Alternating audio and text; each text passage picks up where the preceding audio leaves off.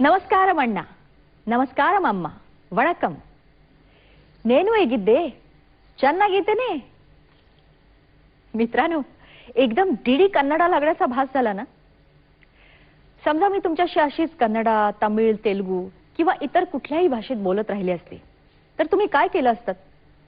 I know, थोडा वेळ मला सहन केलं असतं आणि नंतर चॅनल बदलला असतात, राईट? माझा हा ओळखीचा चेहरा, उत्कृष्ट निवेदन कौशल्य, या कार्यक्रमातली सुंदर सुंदर सुरेल गाणी, यापैकी काहीही तुम्हाला या कार्यक्रमाशी निगडीत ठेवू शकलं नसतं. फक्त भाषा तुमची ओळखीची नसली तर केवढा परिणाम होतो पहा.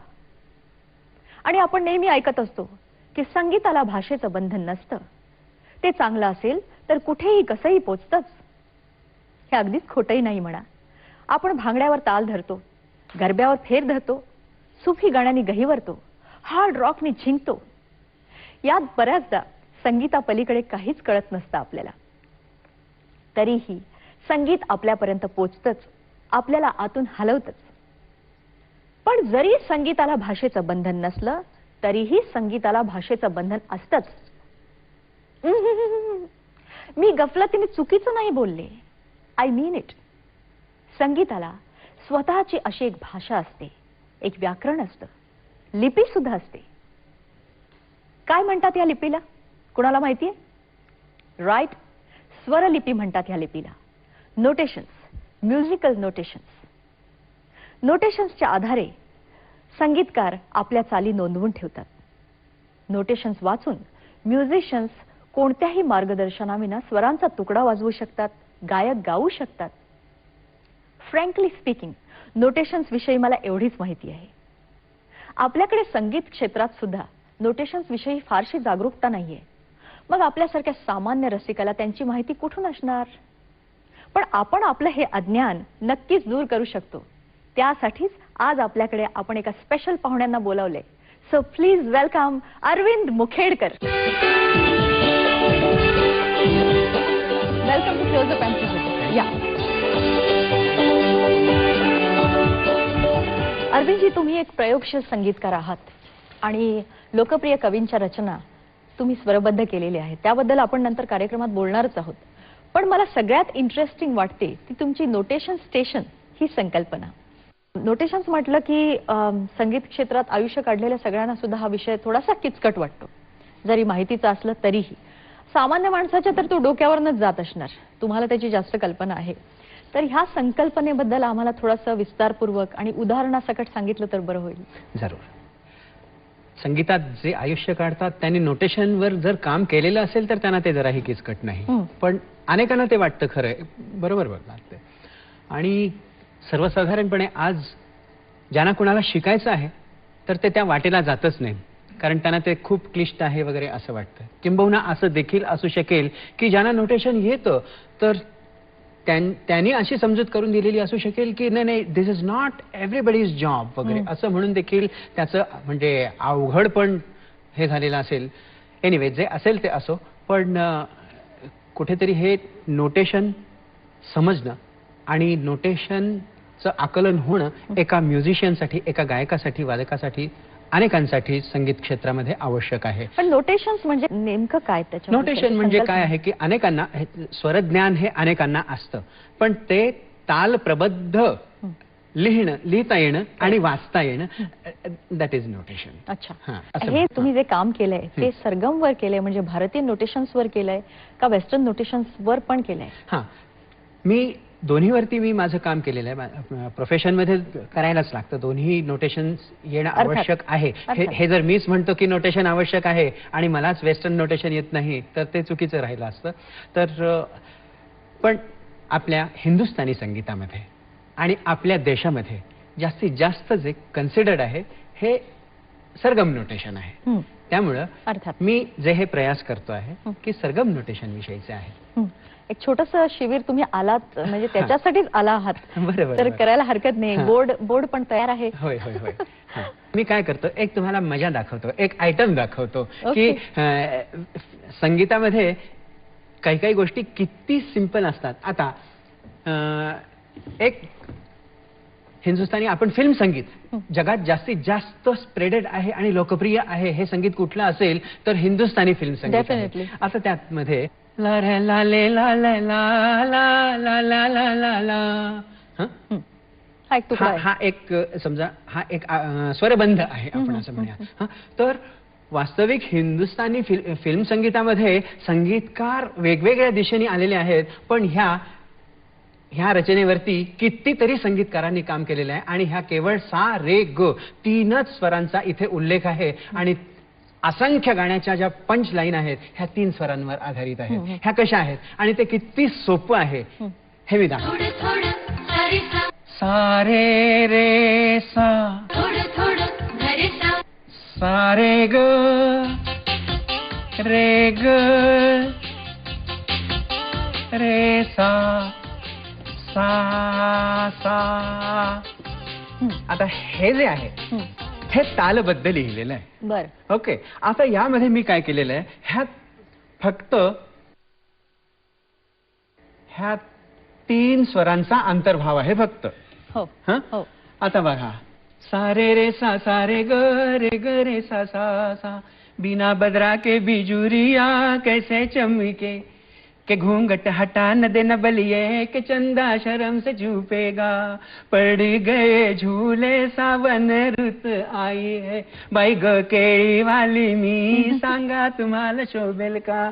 कितीतरी गाणी आहेत. ह्या ठिकाणी वास्तविक कोणत्याही संगीतकारांनी एक दुसऱ्याची कॉपी वगैरे केलेली नाही. योगायोग आहे आणि हे आपल्या भारतातला लोकसंगीत आहे असं म्हणता येईल. तर हे किती सोपं आहे जर सा रे ग 3च स्वरांचा पण इथे ह्या ज्या उल्लेख मात्रा आहे. आहेत तिकडे हां. म्हणजे त्याचा काय अर्थ होतो. हा आता ह्या हे मात्रानुसार लिहिलं गेलेलं आहे. तर ही एक मात्रा सा रे रे सा सा रे ग रे सा सा सा.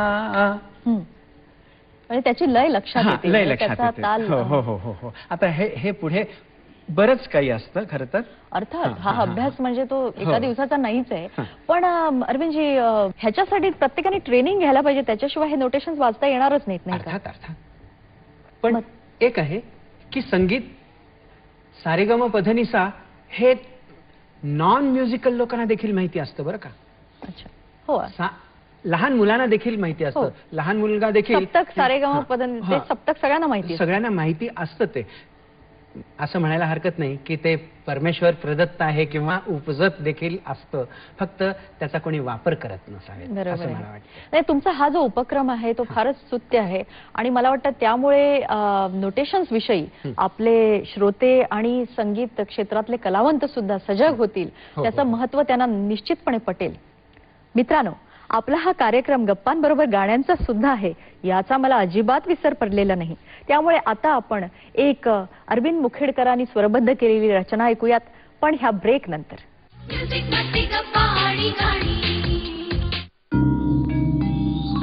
अयूर आवळा शिकाकाई शॅम्पू. यात आहे आवळा, रिठा, ब्राह्मी आणि शिकाकाईचे गुण, म्हणजे केस सळसळतील नैसर्गिक तेजानं.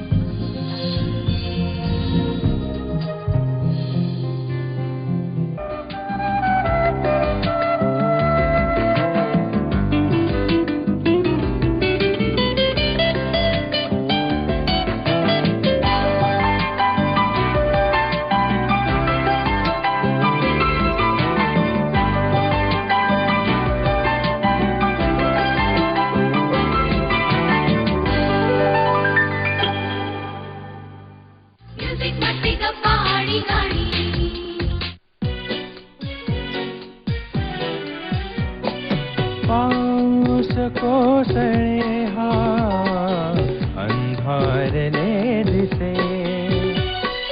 पाऊस कोसळे हा अंधारले दिसे. डोळे भरून आले, डोळे भरून आले माझे असे कसे. पाऊस कोसळे हा अंधारले दिसे.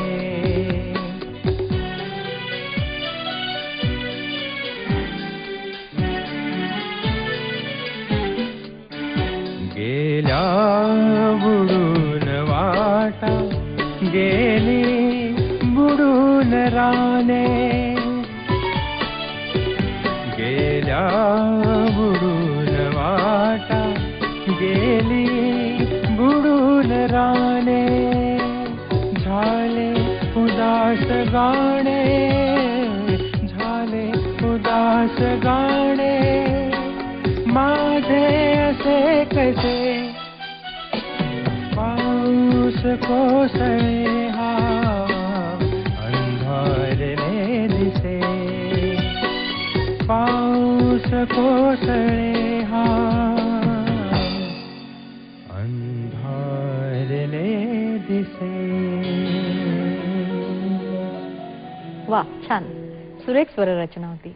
हे गीत मंगेश पाडगावकरांचं होतं. हो, पाडगावकर हे मराठीतले मोठे कवी आणि प्रथितयश गीतकार आहेत. प्रश्नच नाही. त्यांची अनेक कविता गाणी म्हणून गाजली आहेत. हो. पण तुम्ही त्यांच्या लोकप्रिय कविता न घेता थोड्याशा वेगळ्या कविता निवडल्या, नाही का? हो. क्षितिज ही कार्यक्रमाची संकल्पनाच अप्रकाशित गाण्यांची आहे. आणि अप्रकाशित नवीन गाणी, कारण आज लोकांना नवीन गाणी मराठी आलेली हवी आहेत. आणि त्यांची जशी आवड आहे, मराठी गाणी म्हटल्यानंतर त्यांचा एक दृष्टिकोन, त्यांचा चॉईस काय असू शकतो हा मी विचार केला. म्हणजे अल्टिमेटली मराठी गाण्याच्या सुवर्ण युगामध्ये जाऊन मी विचार केला, त्यावेळची गाणी आत्ता देण्याचा प्रयत्न केला. आणि क्षितिजमुळे, क्षितिज कार्यक्रम जर लोकांनी स्वीकारला, लोकांना जर आवडला, तर माझ्यासारखे अनेक संगीतकार आपल्या आपल्या गाण्याचा कार्यक्रम करतील आणि पर्यायाने मराठी गाणी यायला लागतील असं मला वाटतं. क्षितिजचा हा असा प्रयत्न आहे. अरविंदजींचं हे उत्तर किती समर्पक आहे याचं आपण एक उदाहरण ऐकूया. स्वर रचना अरविंदजींचीच, शब्द मंगेश पाडगावकरांचे आणि स्वर अर्चना यांचा.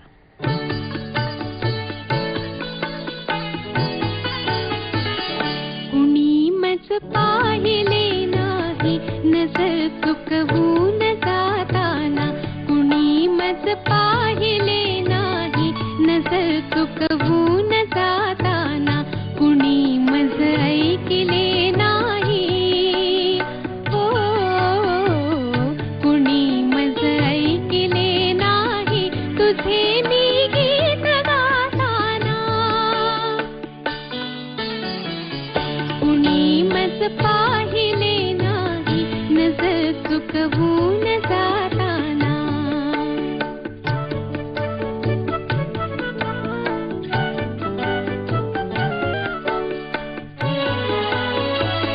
किती त्या चांदण्या रात्री, किती भेटी उसासे ते, किती त्या चांदण्या रात्री, किती भेटी उसासे ते, किती त्या चांदण्या रात्री, किती भेटी उसासे ते, मलाही समजले नाही, मलाही समजले नाही, मला समजून घेताना, कुणी मज ऐकले नाही तुझे मी गीत गाताना, कुणी मज पाहिले नाही नजर चुकवून जाताना. सुरेख, फारच छान. शब्द तर सुंदर आहेतच, पण तुमची संगीत रचना सुद्धा अप्रतिम आहे. त्याला एक नॉस्टॅल्जिक फील आहे, तो मला फार आवडला ह्या गाण्यातला. अरविंदजी, तुम्ही पॉप्युलर हिंदीतल्या चाली आणि मराठी गाणी अशा कॉम्बिनेशनचा एक आगळा वेगळा प्रयोग करता आहात असं मी ऐकलंय. होय होय. तर काय प्रयोग आहे हा? त्याचं नाव आहे सम्मिलन. म्हणजे आता काय आहे की रिमिक्सच्या जमान्यामध्ये किंवा रिमेकच्या जमान्यामध्ये हे थोडंसं रिमेकिंग आहे, पण वेगळ्या प्रकारचं रिमेकिंग आहे. हिंदी चाली आहे आणि मराठी शब्द आहे. हिंदी पॉप्युलर गाणी आणि मराठी पॉप्युलर गाणी ह्या दोन्हीचा मी समन्वय आणलेला आहे. लिटरली खरं तर एखाद्या चालीवर नवीन गाणं लिहिणं सोपं जातं किंवा एखादे शब्द असतील तर त्याला नवीन चाली करणं सोपं, पण असलेल्या अस्तित्वात असलेल्या चालीमध्ये आणि शब्द दिलेले आहेत तर ते रिकम्पोज करून मी ते घुसवणं त्याच्यात बरोबर, तर त्या मीटर मध्ये बसवणं करेक्ट चॅलेंजिंग आहे फार. प्रयत्न केलेला आहे. आणि ह्या कार्यक्रमामध्ये नवीन काही सांगण्याची किंवा ह्याची अनाउन्समेंट करण्याची वगैरे आवश्यकताच नाही, कारण का हेही माहिती असतं, तेही माहिती असतं, ते परिचितच असतं. बरोबर आहे. आणि त्यातून काय होतं की तिसरं गाणं भेटीला येतं. Yes. तुमच्या. आम्हाला ऐकायची ती गाणी. आहा. स्वप्नात रंगले मी, चित्रात दंगले मी, सत्यातल्या जगिया झोपेत जागले मी, स्वप्नात रंगले मी.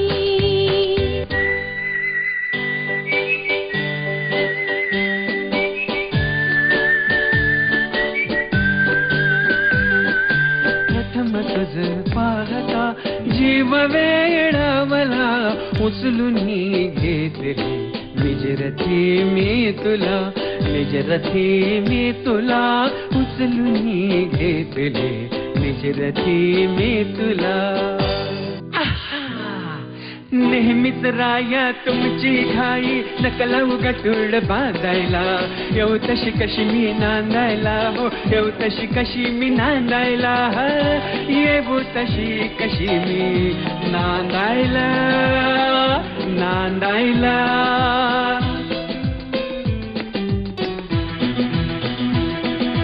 शनिवारी दादा आहे दिवाळी, हा आज राहू जाऊ उद्या सकाळी, हा जेवण करते पुरणाची पोळी, भात मी घातलाय रांधायला, हो येऊ तशी कशी मी नांदायला, नांदायला, नांदायला, नांदायला.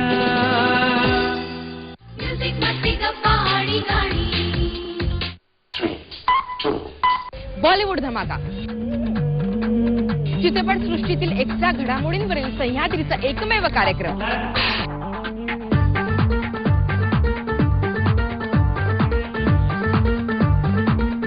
So something special, something extra is happening in Bollywood.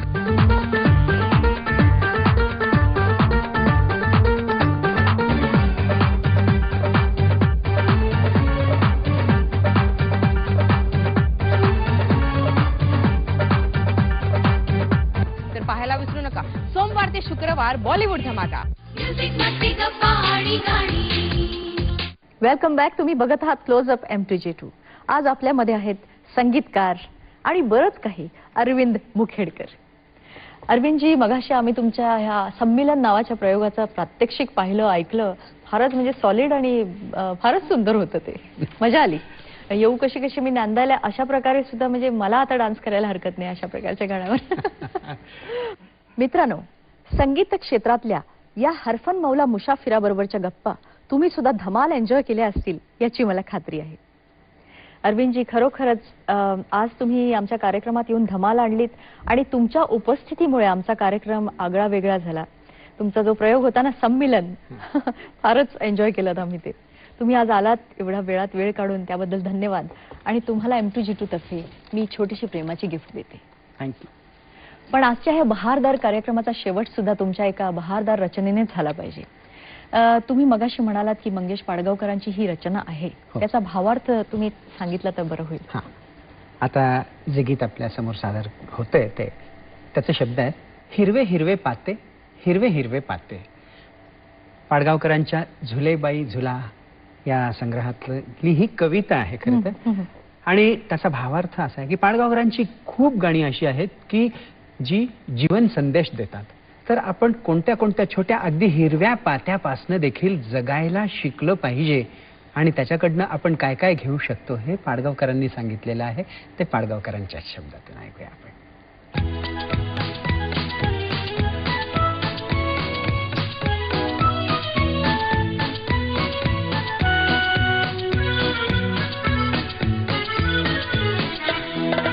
हिरवे हिरवे पाते, हिरवे हिरवे पाते, हिरवे हिरवे पाते, हिरवे हिरवे पाते.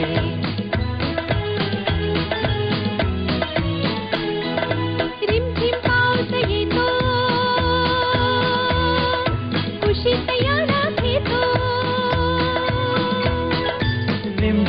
पाऊस येतो, खुशीत याला घेतो.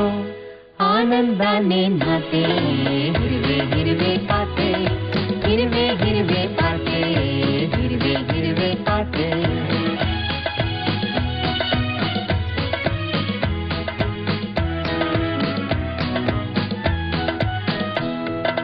याच्या संगे गाई झरा गोड अंगाई, याच्या संगी गाई जरा गोड अंगाई, ऐकत झोपी जाते.